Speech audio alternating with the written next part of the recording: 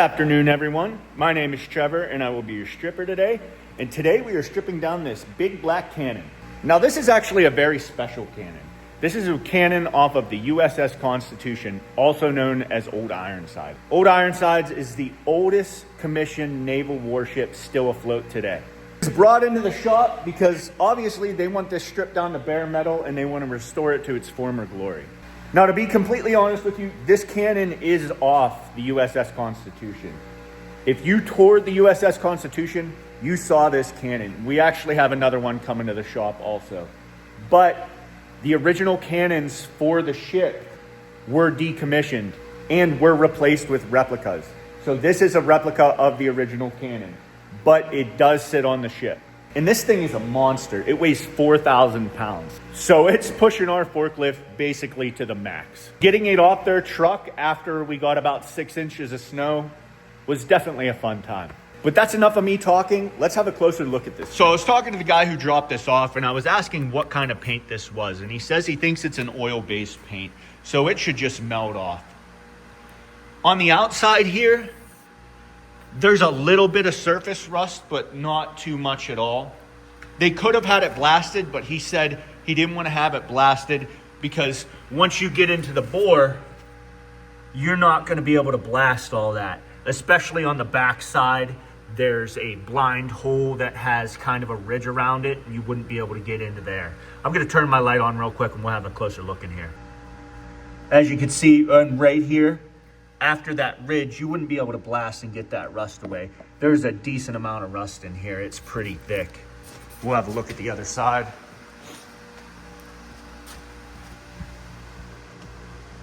As you can see here, it's not too bad right here, but our acid will get all through there and eat all that rust out. But let's get this process started. I'm gonna get this thing all tied up.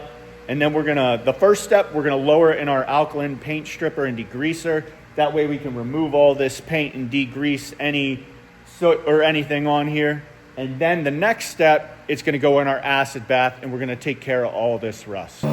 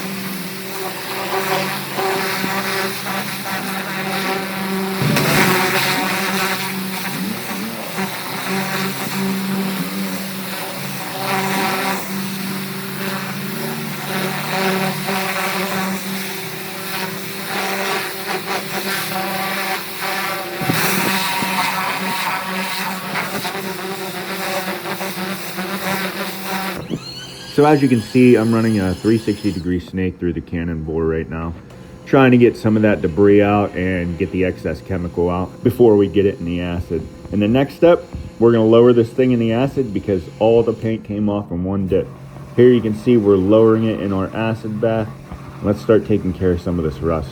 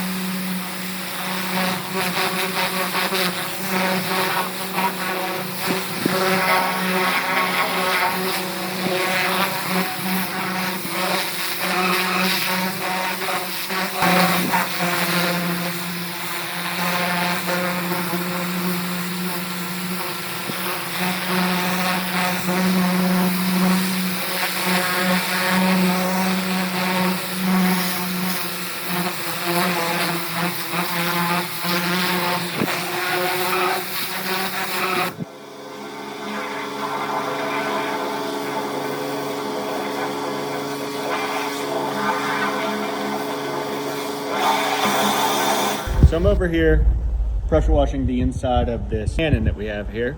There's a ton of rust and what appears to be sand and a whole bunch of pieces of what I think is coal or coke. It's very light, kind of has a silver color to it. I don't know if it's something from the casting process, but there's a bunch of it coming out, huge chunks. So I'm just taking this pressure washing snake and just running it to the back and pulling it forward, and this just keeps pulling out. And here's the aftermath of how much stuff came out of there. But you can, holy crap, there's like 20 pounds of stuff here. Some of these pieces of rust were so big, I had to snake them to the front here, and then there's a lip behind there. I had to grab them. I couldn't even pull them through the hole. I had to break them off the sides and then pull them out. But there is so much stuff here. So I cleaned up my mess, and this puts in perspective how much stuff we got out of there. Almost filled up a 5-gallon bucket. So here it's going back in the acid for another dip. There was a ton of stuff still left in there, stuck around the sides. So we're gonna take care of that. It's gonna sit in here for about 2 days. Here you can see we're pulling it back out. Then we're gonna go over to our alkaline bath. Here you can see I'm neutralizing the cannon. Didn't neutralize it on the other ones because it was immediately going back in the acid, and that would just be a waste of time. It does flash up a little bit when you don't neutralize, but if it's going right back in the acid, it's not a big deal. Here we're pulling it out. It only sits in here for about 10 minutes. Now we're gonna do its final pressure washing.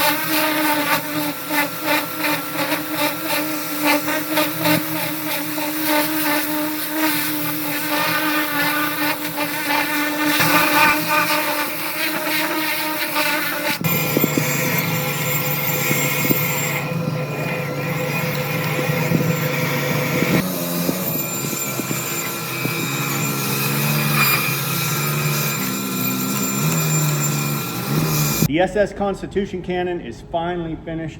I got this thing down to bare metal. This thing was a pain in the butt. I'll tell you that right now. There was so much rust and crud inside of this thing, it took forever for the acid to eat through it. Pulling out pieces of rust when I snaked it that were probably an inch thick. It was absolutely ridiculous. And let alone just moving this thing around. It's 4,000 pounds, not fun to move around. It was definitely a once in a lifetime dip. This thing was awesome to do. It was a pain in the butt, but I still enjoyed it.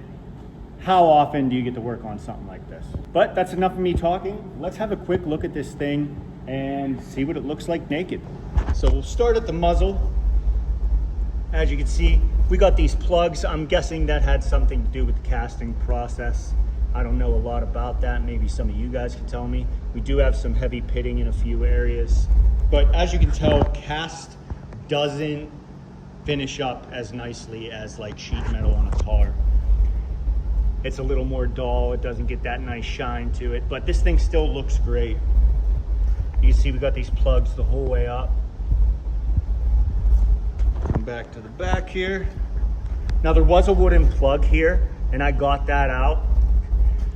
What I got it out with, I actually forced it in, and the steel rod that I was using is inside the cannon right now. You'll see that when we take a look inside. So I have to get that out of there too.